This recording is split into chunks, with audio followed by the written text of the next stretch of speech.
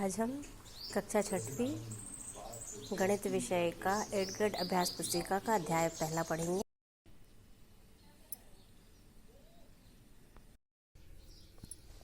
कक्षा छठवीं विषय गणित अध्याय 3 संख्याओं के साथ खेलना। हम ये देखते हैं, एक प्रश्न है, प्रत्येक पंक्ति में एक बच्चा है, ये 1 है और पंक्तियों की संख्या है 8, ये 1 और ये है 8। तो हमें कुल संख्या बतानी है। तो जो पहले बताया उसको पहले रखते हैं, बाद वाले को उसके साथ गुणा कर देते हैं तो 8, ये कुल गिनेंगे तो 8। इसी प्रकार से अगर प्रत्येक पंक्ति में 2 है, ये 2 हो गए और कुल पंक्ति है 4 तो ये 4 हो गए। तो हम 2 का गुणा ये 4 में करेंगे तो ये हो जाएगा 8। इस प्रकार से इस प्रश्न में, इस अध्याय में हम गुणनखंड जानेंगे। गुणनखंड क्या होते हैं? जैसे ये संख्या है तो इसके छोटे टुकड़े, 1 है तो 1 का 1 में गुणा करने पे 1 आता है, 2 है तो 2 का 1 में गुणा करने पर 2 आता है और 2 का 1 में, 1 का 2 में और 2 का 1 में, जो दोनों इसके गुणनखंड होंगे। ये सारे संख्याएं लिखी हैं और संख्या के गुणनखंड है। जैसे कि 11 है तो 1 के पहाड़े में 11 बार पढ़ेंगे तो 11 आएगा और 11 का पहाड़ा 1 बार पढ़ेंगे तो ये दोनों इसके गुणनखंड है। किसी भी संख्या वो टुकड़े जिनका गुणा करने पर किसी न किसी प्रकार ये संख्या आती है, गुणनखंड कहलाते हैं। यहाँ पे हम 48 के गुणनखंड देखते हैं। ये सब इसके 48 के गुणनखंड है और ये 20 के गुणनखंड है।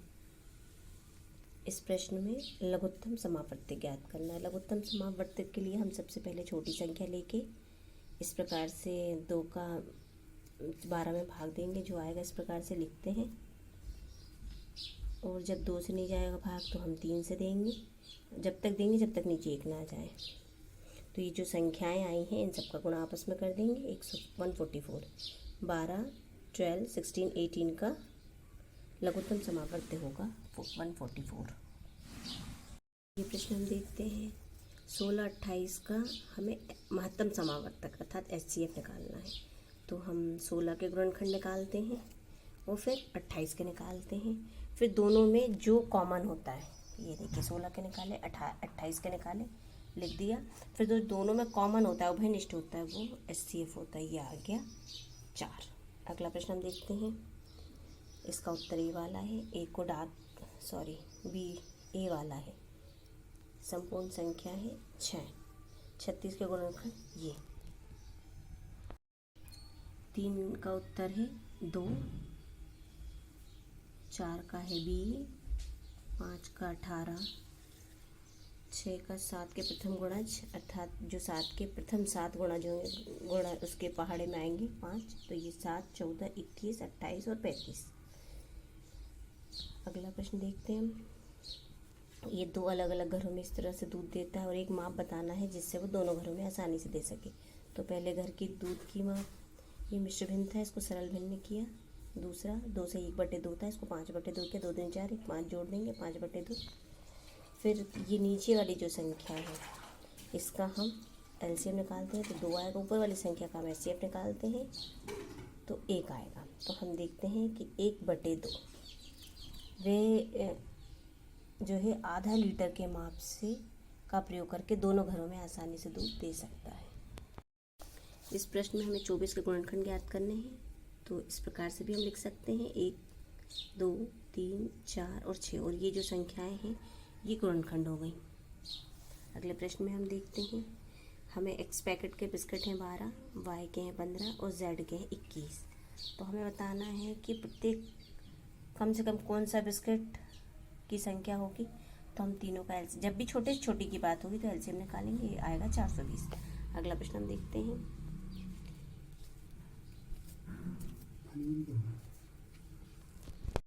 अगला प्रश्न हम देखते हैं 10वां, जिसमें हमें ये ऊंचाई क्रमशः दी गई है और कमरे की विमाओं को पूरा माप सके वो लंबा फीता बताना है।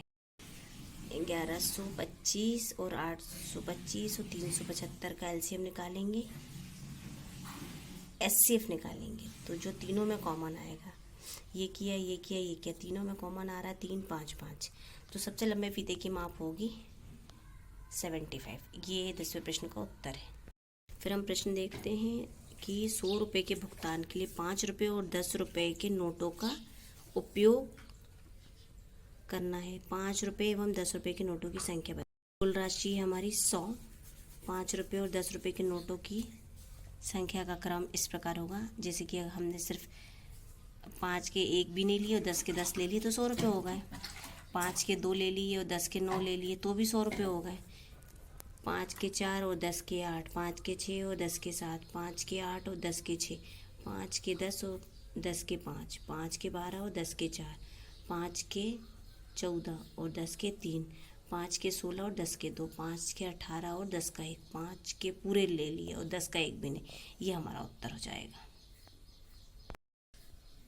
हमें इसमें 1 से 100 तक की अभाज्य संख्याओं में बताना है जो 17 और 71 को अभाज्य संख्याएं हैं। इन दोनों संख्याओं में से कम एक साथ 100 तक की संख्याओं में से अन्य सभी युग्म ज्ञात करना है। तो हम ये अभाज्य संख्याओं की पहले सूची बनाएंगे, जिसमें पहली अभाज्य संख्या आएगी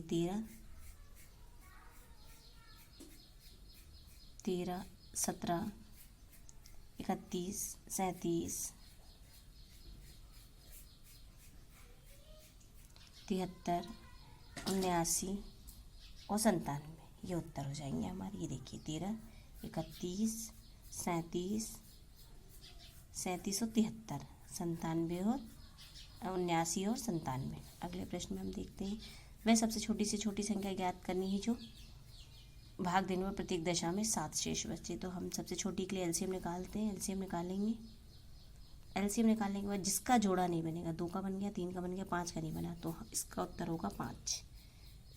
5 से भाग देने पर शेष 7 बचेगा। अगला प्रश्न में हमें बताना है कि लघुत्तम समावर्त्य और महत्तम समावर्त्य में एक अंतर बताना है। तो जो लघुत्तम समावर्त्य होता है वो सबसे छोटी वह संख्या होती है जो 2 या 2 से अधिक संख्याओं का गुणज होती है। लघुत्तम में गुणज होती है, तभी तो हम सबके गुणा कर देते हैं। और महत्तम समावर्त्य में वह सबसे बड़ी संख्या होती है जो 2 या 2 से अधिक संख्याओं का गुणनखंड होती है। एलसीएम में गुणज और एचसीएफ में गुणनखंड।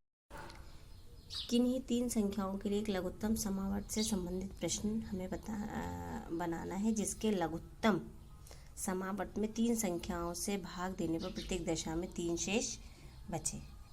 तो उनने हमें बताया है 6, 8 और 12।